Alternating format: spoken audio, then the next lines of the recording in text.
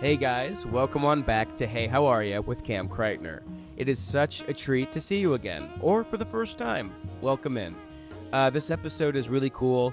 Wilder lives such an interesting life, and I was so happy to get to talk to him about so much of it that this episode's going to be a touch longer than normal. Nothing crazy, just want to let y'all know. Also, we have a audio note. I was briefly sitting in front of a fan during points of the episode, so if you hear some like wind sounds, it's nothing crazy, but you'll notice it. I just want to apologize in advance. But good news is, I just purchased mere moments ago 2 brand new mics for this podcast. So after the episode that comes out next week, which is still great, there'll be some new audio moving forward, which is cool. We're doing cool things. But yeah, okay. I love you guys. Here comes the episode. Enjoy. Hello and welcome to Hey How Are Ya with Cam Kreitner. I'm Cam Kreitner. This is the only podcast where the guests bring the audio equipment.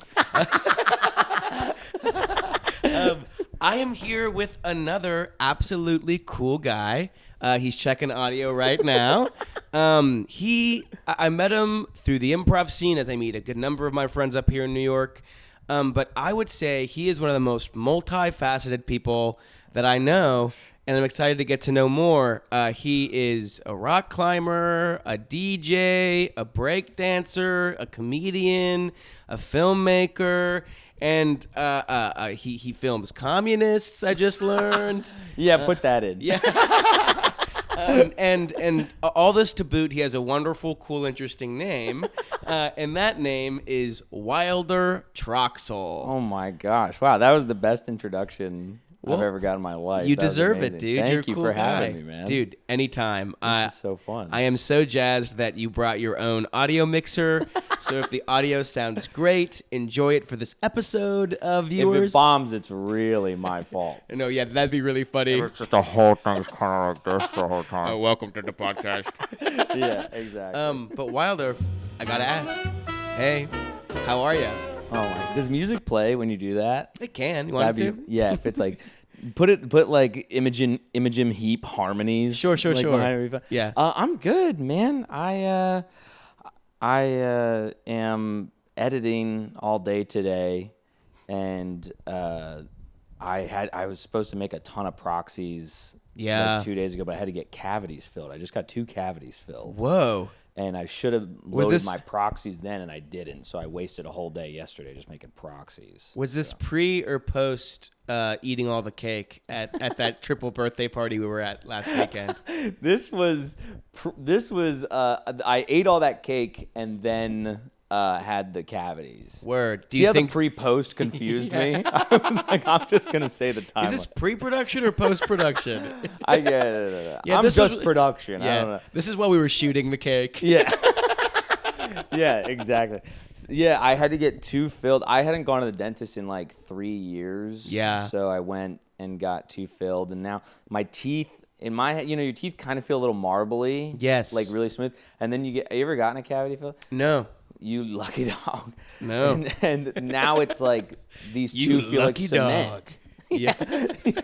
Don't you ever get a cavity. I swear to God. So now they just kind of feel like cement in those 2 spots. I'm like, I guess those teeth will just feel weird forever now. I doubt it.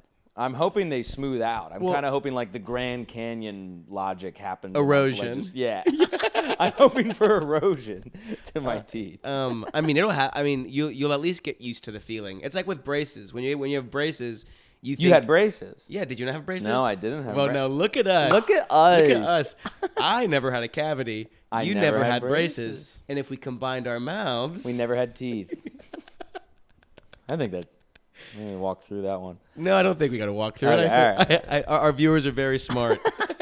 The 15 people that are listening to this. 18. Is it really? As of recording, we have 18 or 19 followers right now. What are your analytics? Like, where are they all? Does it tell you like if they're all from the U.S.? I think I have to get more followers before I unlock those analytics. They give you analytics. Yeah, they're like, we're not going to do any extra research into your pod. It costs them money. Yes. To give it to It you. literally does. Like, I had to get to a certain number of they call it consumption hours. Before I was able to now it adds little pre-done chapters. Yeah. They use some sort of tool. Now I have some cool little tools. So you do the chapters? No, the Spotify just makes it for me. Oh, okay. Yeah. Mm-hmm. Cool. Yeah. I was for a while I didn't have Spotify, and I was trying to just do Apple because I'm not paying for Spotify. I'm not gonna do it, and so I just use my mommy and my daddy's. Yeah, really. That's big. I am lucky to have a mommy and a daddy who like to pay for subscriptions that can be shared. 100%. Yeah. The thing is, everyone's like, "Oh, you should get the family plan," and I'm like, "No." When my mommy and daddy are using it, I don't get to listen to anything. Oh, that's really funny. We don't have a shared plan. It's one person at a time can use it. So how many siblings do you have? I just have one. Okay, so and that rich motherfucker has his own Spotify. Call him out by name. Jules Thomas. First name? No, okay. No. I'm First doing name, all middle fake name? names Okay, today. great. I'm super paranoid about the huge fan base stalking me. My 19 followers are gonna come. I'm like, follow, I won't find you. talk about my girlfriend. I will not. I don't know what you psychos are gonna do. I actually do want to talk about your girlfriend eventually. Okay. Or maybe we all won't. right. Who No, knows? do it. We have to get there. She's But the coolest cat in the biz, I tell you. Yeah. When'd you guys meet? How long have you guys been together? Let's do it now. Yeah, it's chapter 2. Yeah, Wilder's girlfriend. You don't have to tell Spotify. That's funny. Hey, Spotify. This is chapter 2. Whatever Spotify AI is using to listen to my voice. We met in 2018. We were young. Yeah. And then dated 4.5 years. Broke up for 2 years. And then got back together. A year and a half ago, living together now. Wow. And I just got an engagement ring, which is super exciting. Does and what's she fun know? Is, no, she doesn't know. What's funny is she won't ever watch this. You promise? I'm so confident. Because that's so sick. You can put it out before I even propose. I've literally, this is staying in no matter what. No, do it. If she finds out from this pod, that's on you. That's She'll literally never on listen you. to it. I guess I'm really going to eat my words if she does. But no, I just got the ring. And so I'm not, I guess for the sake of if she does listen to this, the thing is she kind of knows proposals now, it's fun, but it's so pretend. It's so, we're just having a fun time playing pretend. I legally cannot agree with you because my sister just got engaged. And it was, quote, the best day of her life. Yeah. And so, did she not know about it? Was it a surprise? We went so hard in the paint. So my sister, she is a beautiful, wonderful freak in that she knows what she wants and when she wants it. Yeah. And friend of the pod, hey Sarah, she'll be like chapter 3, Sarah, Cam's sister. Cam's sister. You're insane. You're gonna just. You're the first person to ever make the chapters in advance. Yeah, don't worry, I've got it. They're 45-second chapters. But Sarah, she is always on top of things, and so we had to. It was all built around this lie that her now fiance had some issues getting the ring resized, and so it wouldn't be able to happen until 2026. Oh my god! And this is back in the November, December of 2025. So she knew she was getting a ring. Yeah. Okay, yeah, which is good and fine, but we had to fool her. Throw her off. So I was visiting. It happened to be my grandma's birthday. My grandma lives up in Charlotte, where my sister is, et cetera, et cetera. My grandma, my grandpa, my mom, my dad, me, Sarah, and her now fiance Max are all hanging out. Yeah. And the whole time we're we've planned with Max on how to fool Sarah. Yeah. So we're eating lunch and we're like, oh Max, it's a darn shame that the ring isn't sized. Are you guys all kind of actors? My dad kind of stayed out of it, but my mom and my grandma and my grandpa, not all actors, but we all like to play. They were eating it up. My grandma, my grandpa Loki popped off. Oh my gosh. And my grandma was recently diagnosed with Alzheimer's, and so the fact that she was able to crush it. She pulled it off with Alzheimer's. Yeah. She's the Good goat. for her, man. That's my mama. My family rules. But this was chapter 4. No, dude. Oh, sorry. Chapter 3. Pay attention to me, man. Sorry. Stop trying to edit. You're an editor. You're I just have a blank stare. It's bro's making proxies you see while Premiere we talk. Pro in my eyes. Are you Premiere or Avid? I'm Premiere. Same. Avid's so hard. Avid's very hard. And I'm not making Jurassic Park 6. Like, you don't need Avid at the stage. No, at you least don't. That we're in. And I mean, they say Best Picture winner, Everything Everywhere All at Once, was all done on one Premiere Pro timeline. Yeah, well, it was all Adobe. It was all After Effects. There was I think it was a team of I'm getting confused if it was a team of 50 or a team of 5. I think it was a big team difference. I know, right? Yeah. I'm realizing I think it was a team of 5. Mm-hmm. And they just learned After Effects kind of on their own. It was the most COVID indie film that's come out of the DIY generation. Yeah, and it was a great film.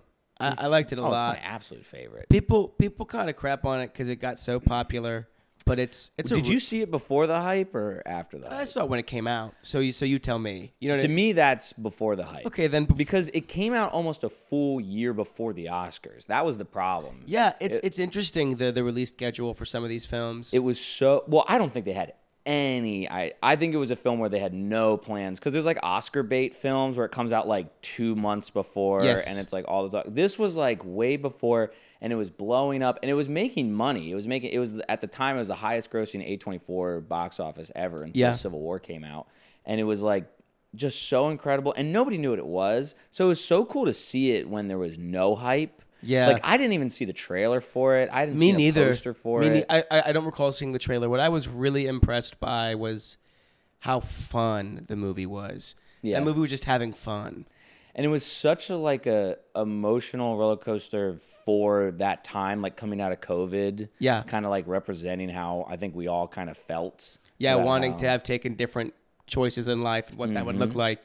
And we just feel something feels a little out of place. Yeah. Yeah, we could do that this whole podcast.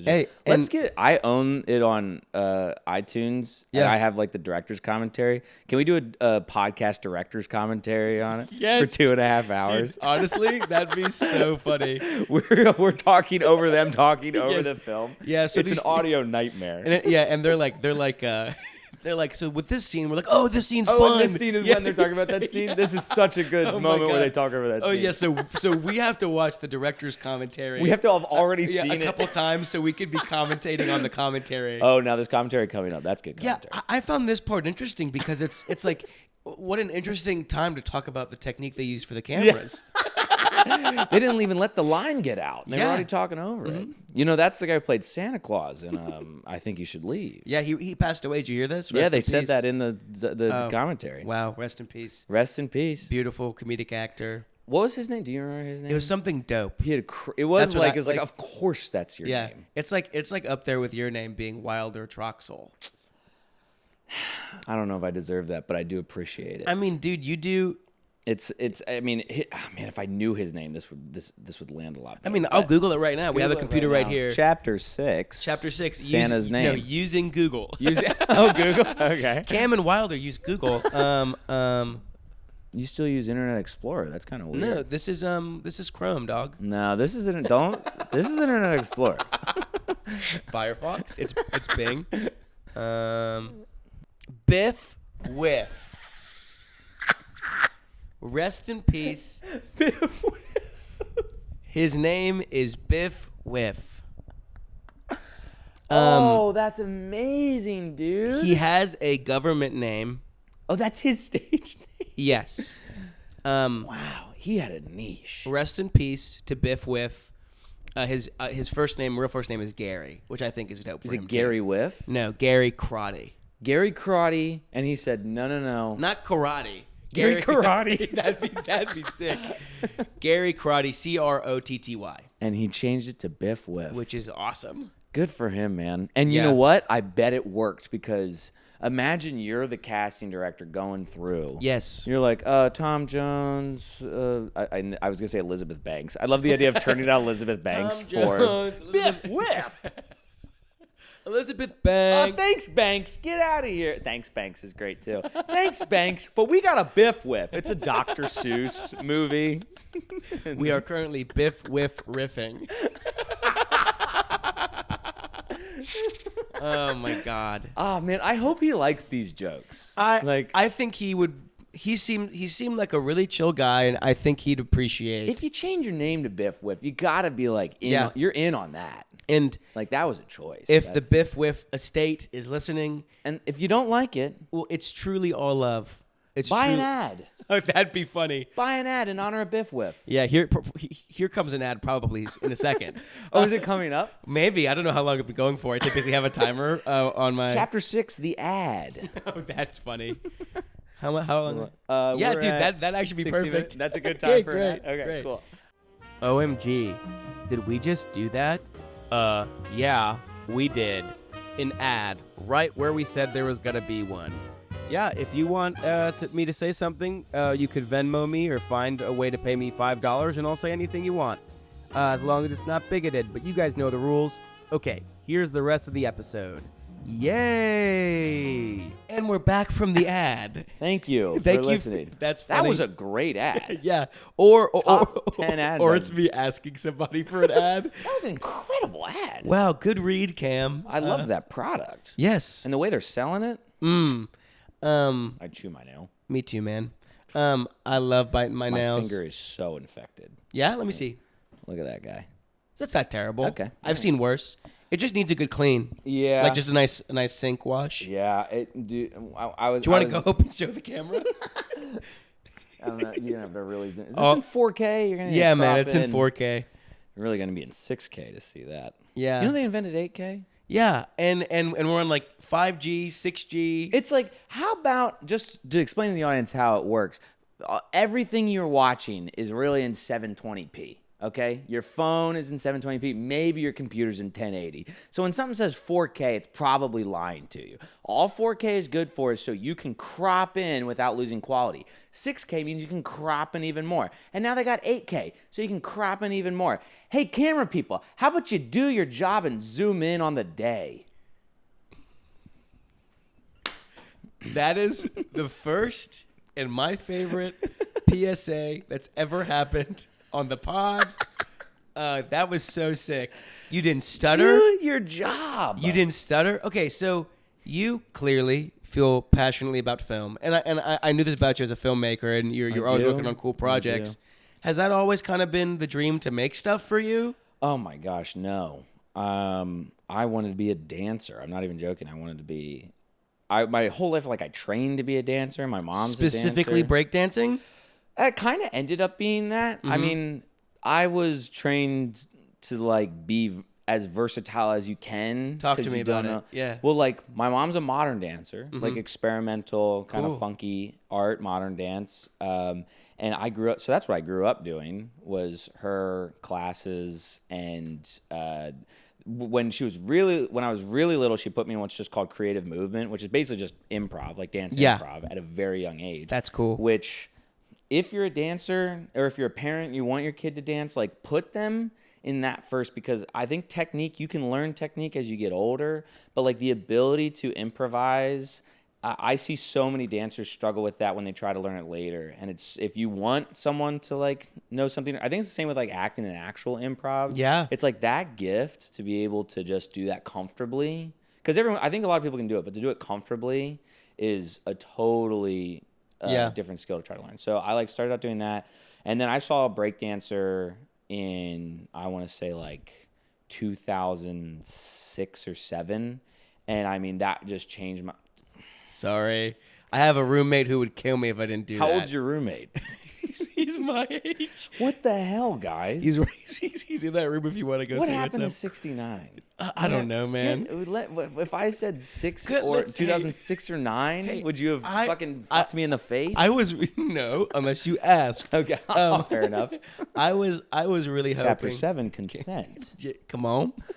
Good chapter. Come on, we good boys. Come on.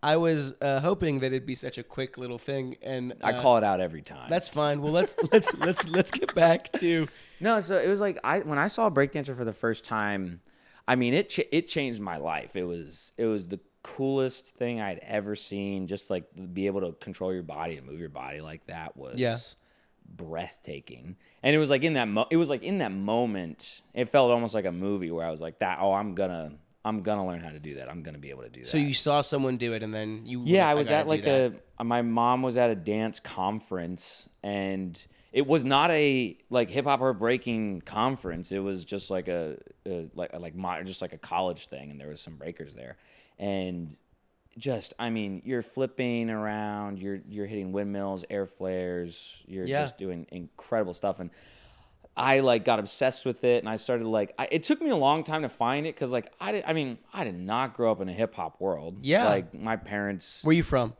I'm from outside of Philly. I'm where the Amish are from. Word. Yeah, man. Like we're buying corn and watermelon straight from the Amish. Yeah, man. So not a lot of hip hop out there. No. But not a whole lot of light bulbs out there either. All love. They hate Thomas Edison. Yeah. All love to Biff Whiff and the Amish community. That's so funny. So I like slowly started like finding my way into that world as much as I could from like not being born into it, and I learned a lot about it, and I got pretty good at it. I was never very strong, and also it's better to be short and strong in breaking because you're moving, you're picking up your own body so fast. Yes. And, the best breakers I know are probably 5'9", maybe even. So you're shorter. saying I have a shot? Hold on. So you're saying I have a chance? I would love to. I leave. We cut to you trying to throw your body around. I'm a mover. You listen to episode 1. I'm a I've mover. Seen you move, dude. I can boogie. I've been at some events where you're moving around. You're doing better than most. Yeah, I'll tell you, you're carrying the crowd. Thanks, man. I love to dance. I love to move my body. I took ballroom in college. No, you did not. Yeah. So I can swing. I can tango. I can salsa.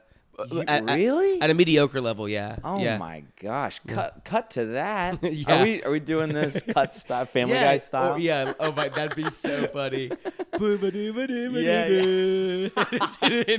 like doing a little tango. Yeah. You can tell when people have never danced, like in terms of their personality.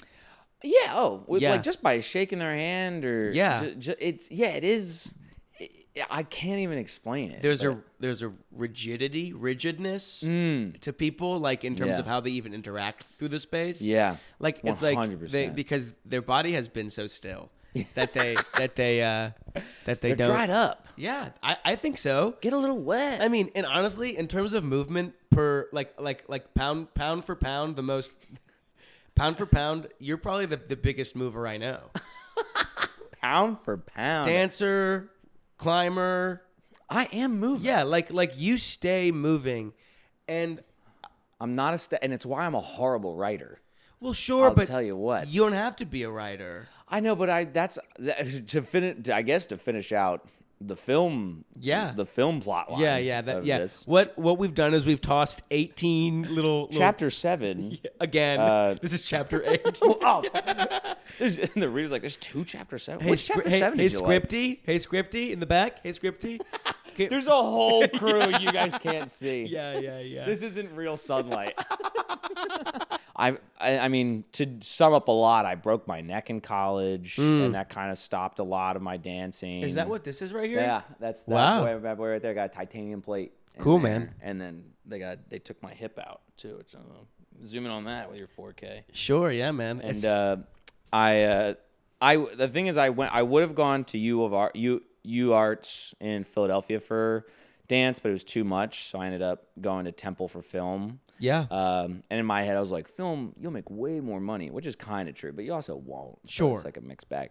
But I started filming in high school, and I took a film class in high school, and that changed my whole perspective. I mean, I did theater as well, growing up, and then once I learned about the camera and making the camera the art, that kind of took over in a big way. So that first film class in high school? Yeah. I'm really intrigued in that because dancing, as you said, you grew up with it. Yeah. Like it is passed down through from your mother. At least one generation. Yeah, which is still big. Yeah. And the injury I'm sure was grueling. But that was in college, you said? It was first day of college. Oh, shit. Double front flip, land on my neck, cracked C6, C7 vertebrae. Damn. Turns out that's not that bad. Well, yeah. Turns out not that bad, y'all. I mean, did you say turns out neck? Not that bad. It's not that bad. That's I had brutal. a kidney stone worse than that. Tell you what. There's you're probably numb up top. It's hard to be numb down there. I got up and went to bed. I landed. I was like, that hurt so bad. I got to go to sleep. I went home, went to bed, and I was like, just probably a little sleep. I got up, couldn't even move. I was like, I'm probably just hungry. And then I was like, I probably just need some cereal. My roommate had to carry me. I'm so stupid. I was like, I'm just hungry. I couldn't even walk. That's crazy. I couldn't bring the spoon up because all the nerves were pinched in my body. Oh my God. And when I went to get an X-ray, and they were mortified I was like even alive. Whoa. And all that sort of stuff. Not that bad though. Not that bad. Not that I think bad. it's really bad for other people. It hurts so much. I don't know what I'm talking about. All this to say, sorry to have you speak about your grueling, and I mean, I liked hearing about it. I'm sure they loved hearing about it. I love. It's in my book coming out May. Oh my God, it's due today. That's a really funny bit. That's really good, Wilder. I gotta go finish that. Bro's got proxies due. Bro's got a book due. I can't believe I haven't even started it. It's due today. I mean, when I first met, when you told me you had the podcast, like when we were talking about a couple days ago, I was kind of like, yeah, I mean, that tracks so hard. Like, I remember when I first met you, and I know you get this a lot, but it was like you were running for mayor. Like, oh my God! Your dialogue. I was hoping this would never ever see the light of day. But your dialogue and able to like talk to people, first it pissed me off. I'll tell you what. Oh my God, it pissed me off. Are you serious? Like, yeah, because I'm like, this guy is coming in hot and doing better than everyone else, and it's pissing me off. And it's like, but it's like, how can you're like the sweetest guy ever, just like, and you're listening to people. And that's the thing is, I think why I would redact my mayor comment is because the idea of like, you know, when they say that, they always used to say about Tom Cruise is it was like he was running for mayor because it's like, you know, he'll ask your name and it's like there's no way he's really listening to you, but he makes you feel like it. And I'm so grouchy. I'm so pessimistic in general. So like I'm always like everyone's got an angle, bada.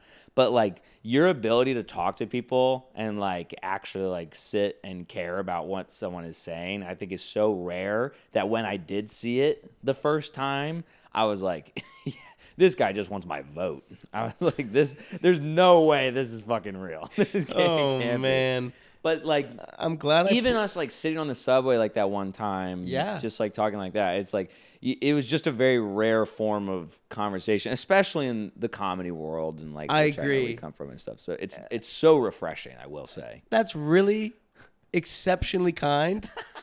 And the whole time there were two thoughts in my head. Yeah.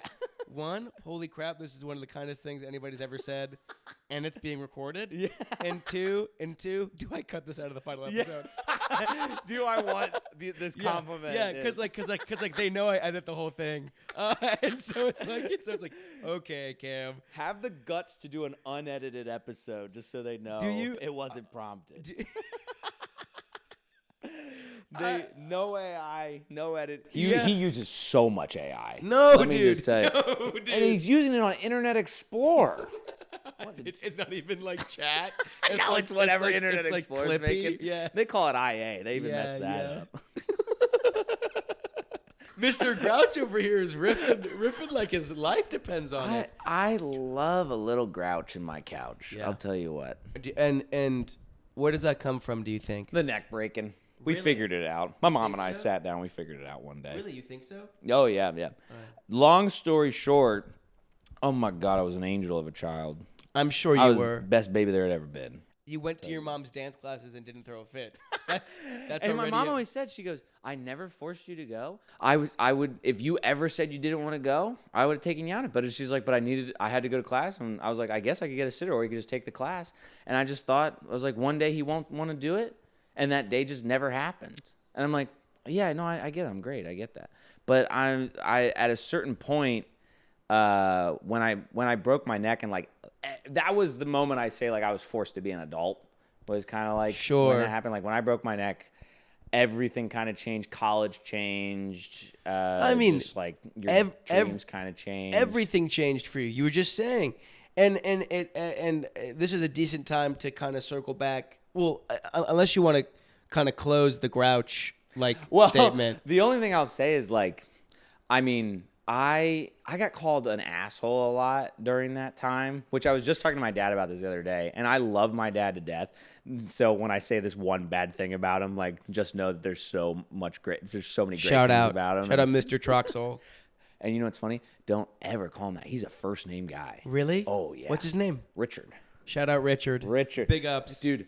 And I know I can keep branching off, but biggest argument. Let's branch, dude. I'm cool with it. Biggest argument people would get in with him, kind of more conservative or traditional people, is they wanted their kids to call him Mr. Troxell. Mm-hmm. And he said, "Why?" He go, "I want to be called Richard." So are you teaching your kids to respect me or to just plow through and call me what you want them to be called? Shout out Richard. Because I had to call their parents, Mr. whatever. That's fine. Yeah. But if he wants to be called, I was like, it's a matter of respect.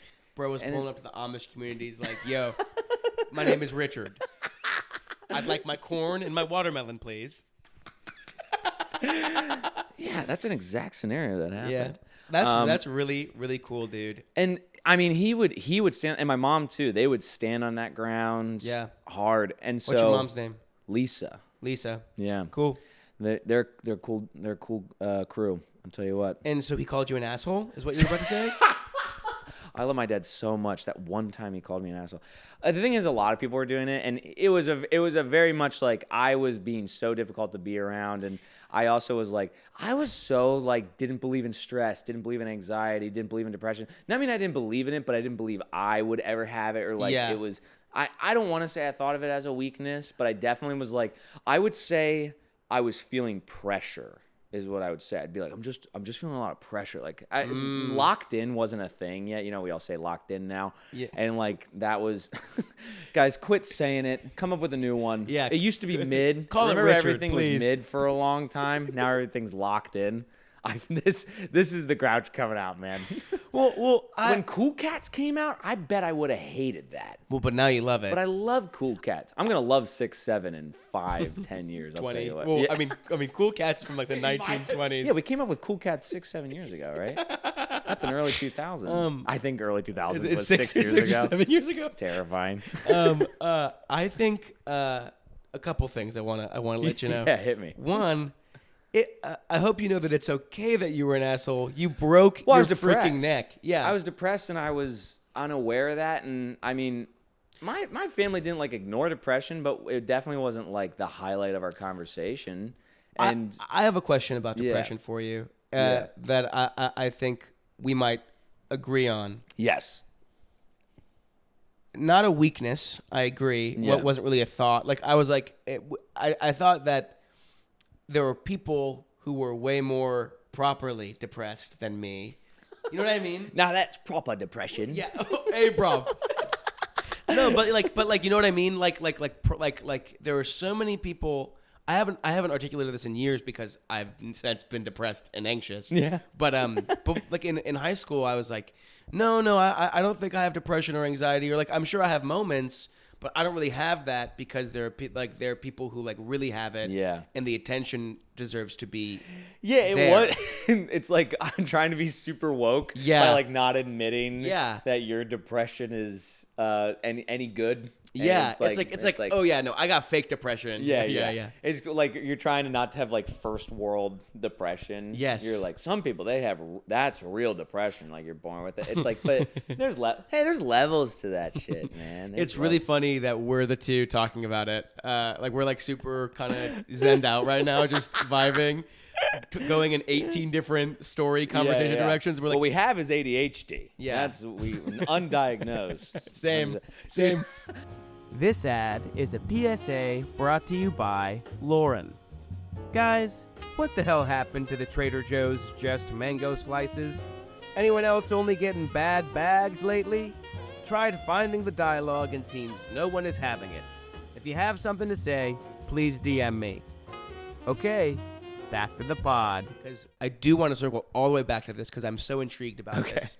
That film class that you said that kind of piqued your interest.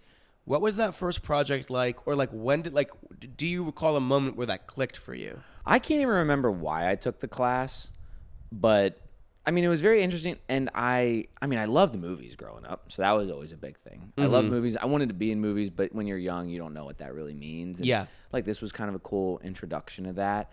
And I think the first project I want to say was the one that I can remember. There was probably a simpler one, but the one that I can remember and is still on YouTube if you want to go dig around for it was like teleporting.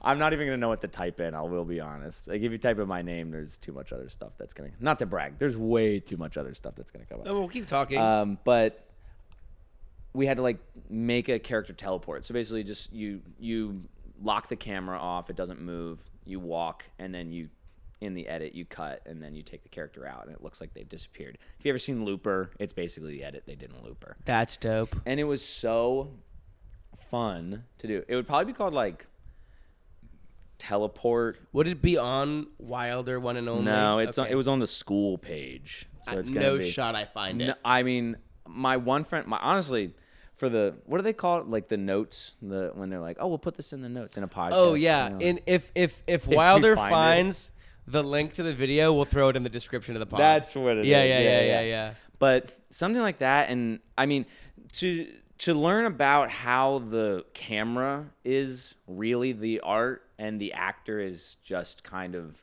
it's the toy, it's the prop, it's the thing you place there, which was that like your professor's point of view, or did you? That's kind of my point of view now. But like, did you happen upon that information then, or like? No, I think the class was actually pretty poorly taught. Great. But I thought like they had basic film knowledge, and I think poorly taught means like it was a basic like public school program where you're teaching many different levels. There were seniors and freshmen on this class. Like, it wasn't a year thing. It was just like a talent thing. Yeah. So talent thing. It was just like if you were interested. Sure. But like, so you kind of picked how much you learned out of it. And then once I learned how iMovie worked, and then I got a laptop after a long time, and like, you know, you start making YouTube videos and that whole world. And I mean, all the YouTubers in that like 2015 era that you're seeing like crank this stuff out and that sort of world, and kind of discovering your own voice through editing. Because like,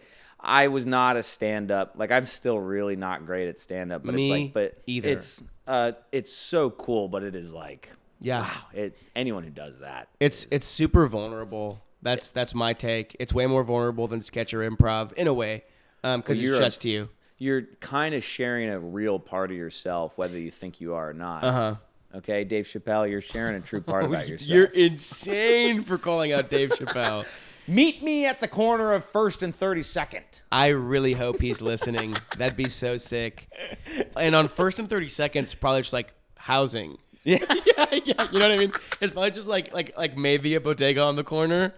Because like that's like super residential area in New York. He's like, there's not even a train around there. Yeah, I got an Uber to this fight. Dave Chappelle's not taking the train. He's not listening to the pod. He's listening to the pod. He's not taking the train. That's funny. Film, I think, really changed like the way I could like share my voice, and like the way I mean, all my friends, like, we could do all that sort of stuff, and it was so cool to just make like the silliest little thing. I think everyone should shoot silly videos. I think especially in this day and age where it's so easy. Yeah. I don't think everyone should want to be famous. I don't think everyone should want to do it professionally. There it is. I think everyone should shoot silly videos for fun. Yeah. Because if this pod is to blow up, l'chaim, you know, like, that's awesome.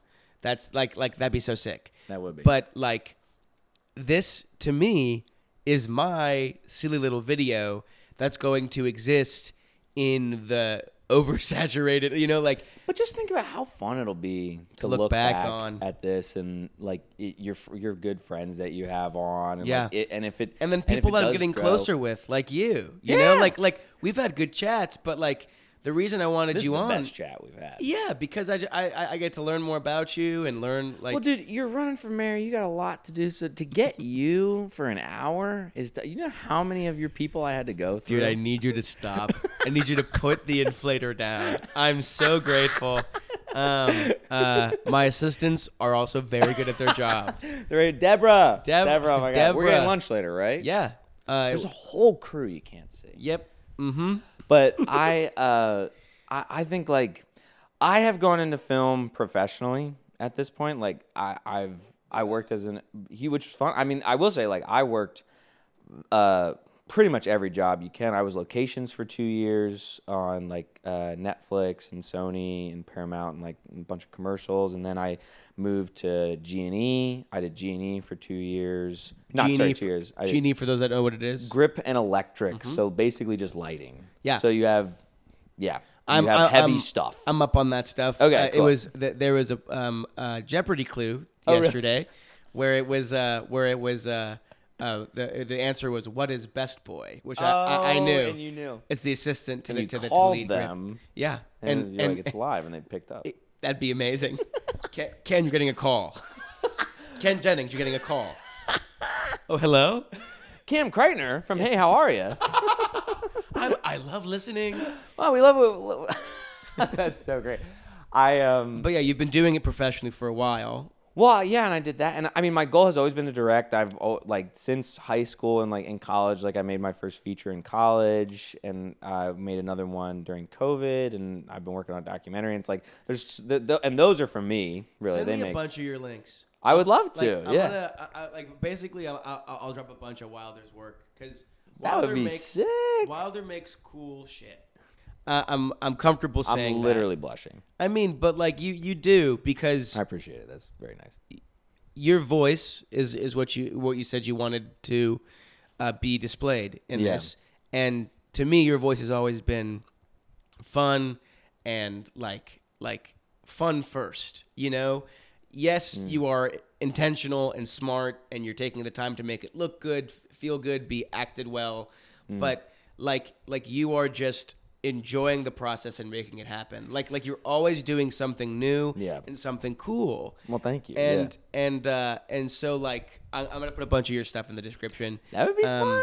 But the big hope is to get that teleporting one. I love being in the description. I'm so excited. Get excited, dude. You're gonna get at least 19 new views on. I love that's like demanding that they now also. I know a few people will do it. A few folks would ride. I appreciate that. Yeah, it's gonna be my mom and dad, and definitely not my girlfriend. She's not watching this. No. She's too busy getting proposed to. I do want to touch on rock climbing because that was bring it up. That was one of the first big chats we had. It's actually photographed. I'll actually put it up because I know where to find it. Okay. Remember when that guy Danny would post jam would go around taking pictures of people post the jam. Danny Damien? Yeah. Shout out Danny. And it was really cool. Like it was our first super big long chat, I think. It was that or the one on the train. Yeah. And you were like, I just like climbed something for like multiple days. And I'm like, whoa. Okay, sick, man. I love rock climbing, man. I mean, I just got back from Yosemite. Yosemite, California it's one of the greatest national parks that this country has, maybe in the world, dare I say. I haven't been to China. I hear China has like some of the best. But they must. But are you up on knowing? I'm saying, are you up? I'm up. Are you up on knowing if like the parks have been getting worse because of climate and stuff? Or I mean, because of the climate, or just whatever's going on. I don't know what could be I mean, there are more wildfires, like that sort of stuff. I think like I'm up on like 3 parks because I go to like Acadia has good climbing on the East Coast, and then there's Zion in Utah, and then there's Yosemite. Cool. And there's Joshua Tree, but Joshua Tree is a desert, so it's like it's kind of hard to gauge if it's being affected by global warming. I'm sure someone who knows more about geology could tell you about that. But come on the pod. Would love to hear about it. Oh my gosh, that'd be so sick. Getting a geologist? Yeah, man. Yeah, that'd be sick. Who do we know? We'll figure it out. We know. But yeah, I mean, they're definitely like there are more forest fires than there have ever been, especially in California. And that is definitely like affecting the park. I don't ever want to downplay how bad things are, but we do have to factor in how much the news wants things to look really bad and like almost ensue panic. Sure. A little bit.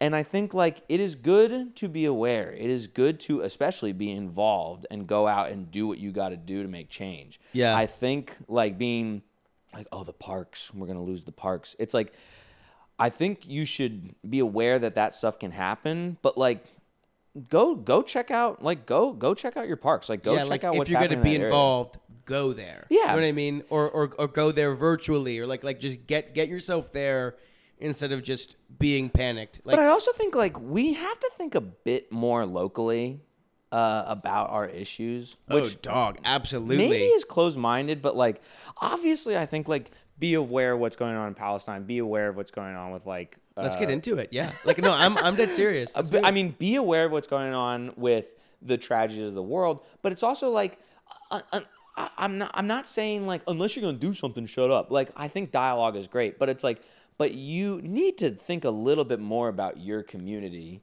because we all need. I mean, we need to be taking care of each other. Yeah. To the fullest extent of the law. I think. Sorry. Yeah. No. Yeah. No. I agree with you completely. I think two things can be true. You can. It's like it's not like you have to find the space to do both. Yeah. And maybe what you're trying to say is sometimes being so, like listening to the panic of it all, in the world, and it is atrocious what's going on in the world, but it can kind of keep you from feeling that. At least I believe that you always have the power to impact your local community on a day-to-day basis. You do, and that's like a part of what like why I think conversation is superpower. You go out, you talk to someone, you know, like there are people that I'm seeing who are like talking to everyone, like everyone, anyone. And like, that is a good way to do it. Well, kind of what you're talking about with like the whole hot take thing is it is a very reactionary world we live in. And when you have a conversation, and I mean this in a good way, it's more boring than we're led to believe some of these things are. When you talk to somebody you disagree with, like we're led to believe, you know, if you talk to somebody you really don't agree with, you're going to be in like a fight. Yeah. Like, it's like, actually, you can have big disagreeing conversations. I mean, I just had a great chat with a friend of mine who I wouldn't say we're like, I'd say more like economically we disagree. Politically, I think we're very much on the same page, and he's a little older than I am, and we went for a long walk. That'll do it. It's sometimes age is part of it, and he's not much older. I mean, like I'm 30, he's 40. Like it wasn't crazy or anything like that. But we were talking and we argued for, I want to say, 5 hours. Like we walked from the bottom of Manhattan to the top of Manhattan, and we argued the entire time. And at the end, I mean, I was heated at the end, but then we like went on our business and we keep talking about it. And like, it was great to see his perspective and like talk about that, but it wasn't like what you would think it would be when you're going to disagree with your friend. Like, and I think like what you're talking about, like the hot take thing is like, it is so choosing a side. And I know this gets a little communist when I say this, but it's like it's so blue and red. It's so left and right. And it's like, I think left and right more than like the blue and the red. Like I'm not a big fan of like the political parties right now. I don't think a whole lot of people are. No, most people aren't. Yeah. But it's like sad, like in a way, like we have more in common with like an extreme MAGA personality than we do with the party we think is going to change things. And so it's more, I always think it's more of a class issue than, I mean, that's the thing. Yes. No, I wish I was intelligent enough to meet you at that level of conversation there, but don't be. Let's see what happens. Yeah, no, I'm gonna respond. Okay, sorry. No, yeah, trust. I'm gonna respond. It's my pod. I'm gonna respond. I think when it comes down to like the party system, all this stuff, like what all of this has proven, the class gap, the wage gap, like all of these overall problems, what it does is it tries to tell you that the people around you are not people. It's like some people that are in the media, some people that maybe even some people you meet. Yeah. Like this is such a nuanced conversation. I know very little, but like so many people that you meet or in the media do represent these parties, kind of like it's kind of like rooting for a football team. Yeah. It's like they're all wearing the jersey, you know. Yeah. Some folks are wearing the face paint with the cheese on their head, you know. And it's like, well, like what happens when you're out of the stadium, you know? and it's like, well, let's get out of the stadium, and then we're on the train together. It's like, am I going to be like, I can't believe you root for the Packers? You know what I mean? No, yeah, exactly. It's like no, it's like it gets to a point where like, as long as the other person is doing, I love to bring it back to this. Yeah. The golden rule: do unto others as you'd have them do It's unto you. a good rule. It's one of the good rules out of that book. It is, and the book of rules. What's that book called? I don't know. Do unto others as you. I think that's the Bible, dog. I think you just quoted the Bible. No, well, then let me make quote one that I know is not in the Bible. Just put your best foot forward. Oh, You know what I mean? Because that's Field of something. Dreams. Is it? I don't know. Okay. I'm like, fine, a new one. No. Sorry, I'm like trying to invent a quote.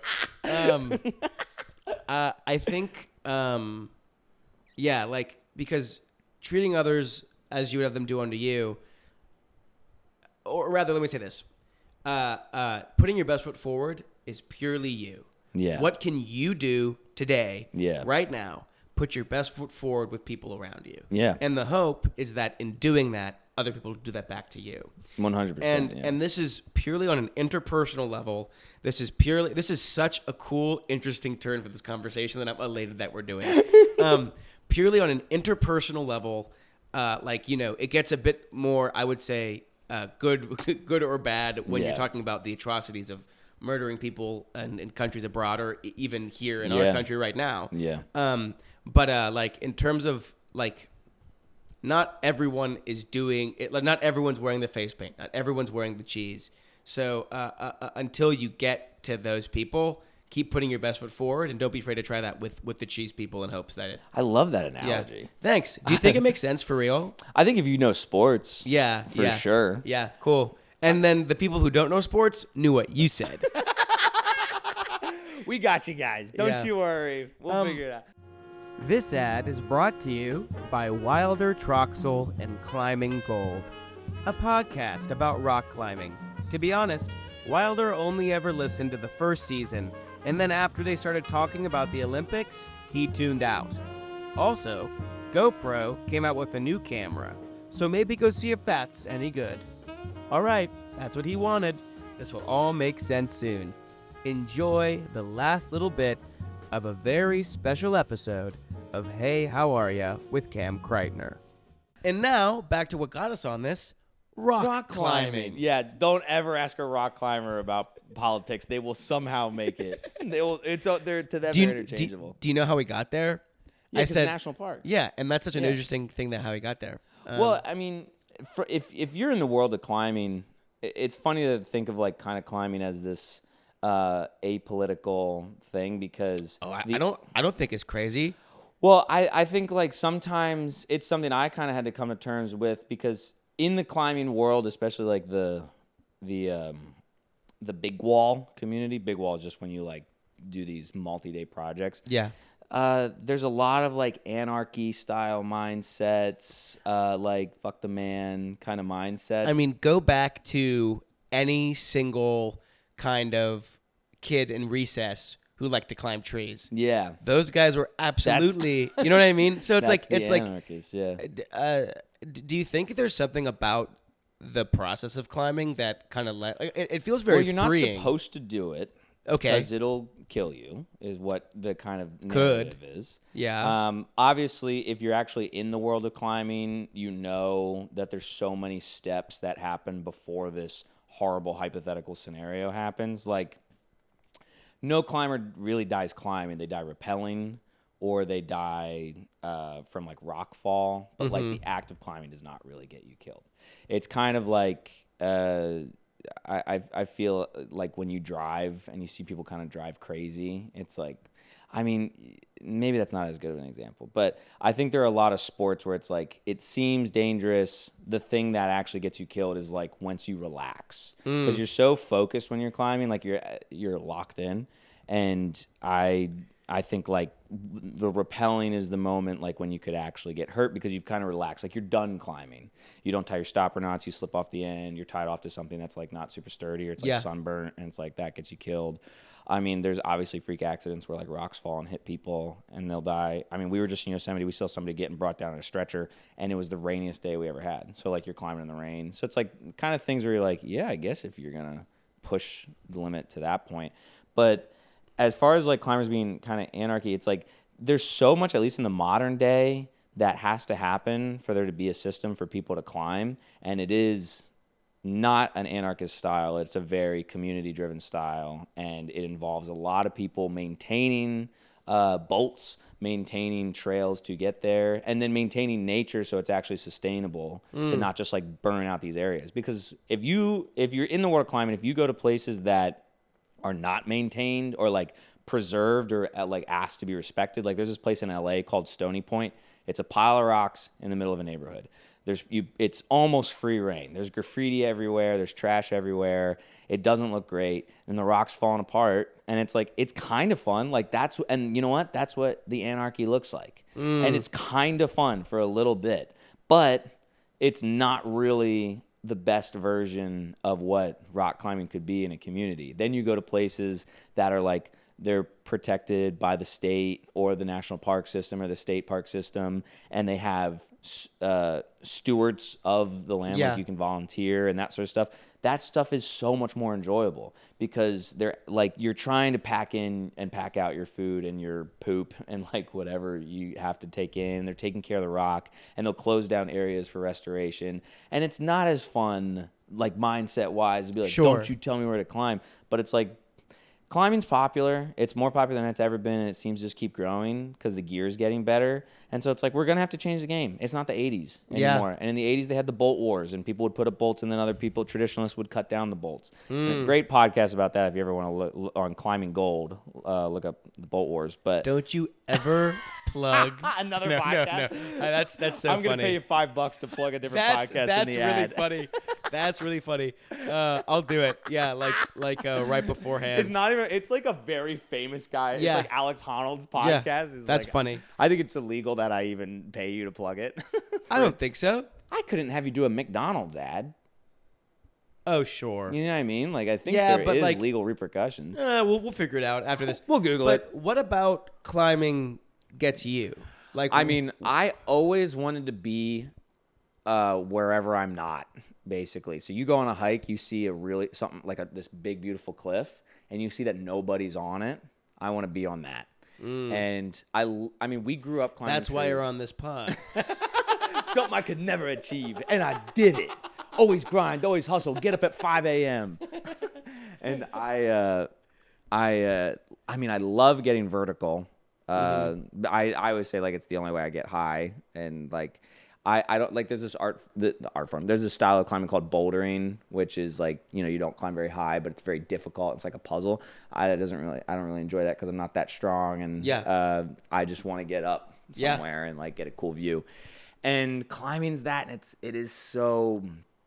it is kind of isolating, but it's also like you always have to climb with a partner. So it's like that partner system's so cool. And it's like it really makes you think in a different way when you're like up there and you're like kind of putting your life in your hands. It's not really your life. It's more like your ankles, I say. Like you're actually just going to break your ankles. It's not really actually your life. Okay. I don't believe you completely, but sure. You're just putting your ankles in your hand. Yeah. And really your fingertips, your finger pads, man, they get messed up. But it's like guitar. I mean, when I saw Free Solo, you know what Free Solo is? That like the guy who did Okay. I mean, when I saw that, like a lot of people, that was kind of my big introduction into like the world of big wall climbing and stuff. Yeah. And then you go down that rabbit hole, you watch Dawn Wall, you watch all the Real Rock specials, and there's like this whole world of that. And like seeing what they're doing and how beautiful it is and how intense it is, and like getting involved with that. I also love gear.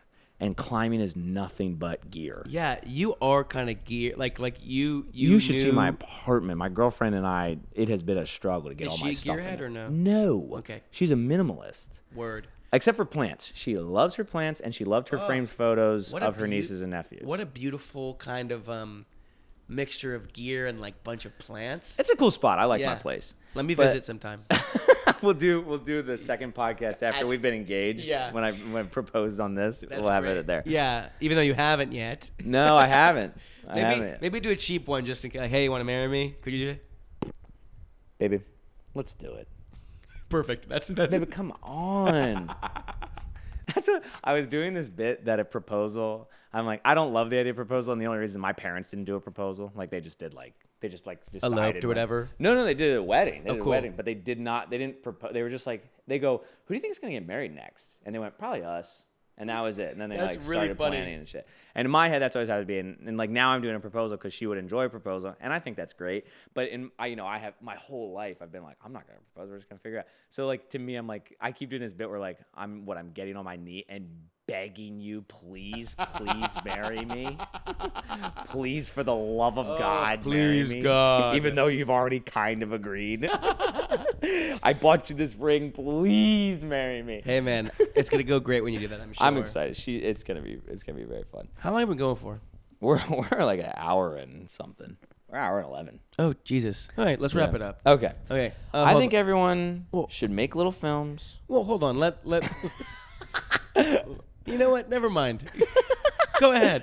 I like, just as far as climbing goes, it's so free, and you get to go places that you never were gonna go, and you get to meet people that you never would have met. And it's just like whenever you choose an activity to be a part of that not everybody does. Yeah. It's such a cool perspective, and the guys, it's a very male dominated sport, but the guys and some of the girls that I've met like climbing, you just learn so much from them, and you're in situations that you never would have been in if you wouldn't have like pushed yourself. Like it is type 2, whatever that's called, like type 2, type B fun, type A. Oh yeah. Type 1, type 2 fun.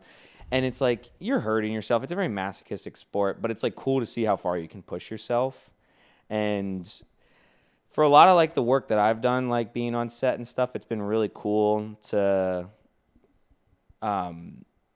it's weird to be like, and I need a vacation, and my vacation is just going and pushing myself way too far. Well, I mean, you're working with such a big team on a film, and yes, sometimes your team is big on a climb or a project, which I think is cool that you're calling it that. That's what it's called. Yeah. Sorry, I was trying to dunk on you.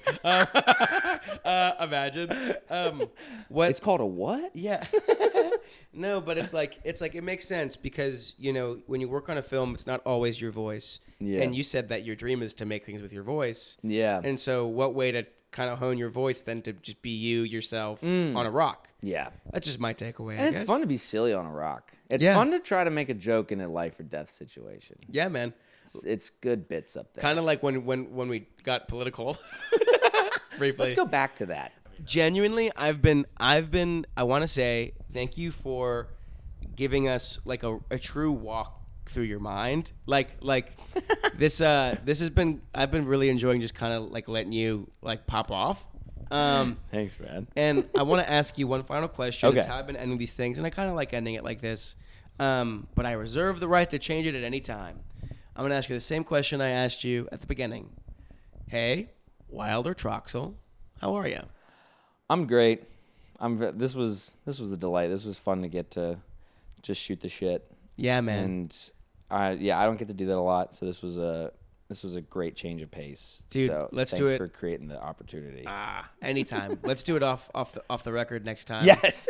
Just because like We can get really political. Well, yeah, that's why I want to. No, I want to because I think you're a cool guy, and I really think you go about the world in a.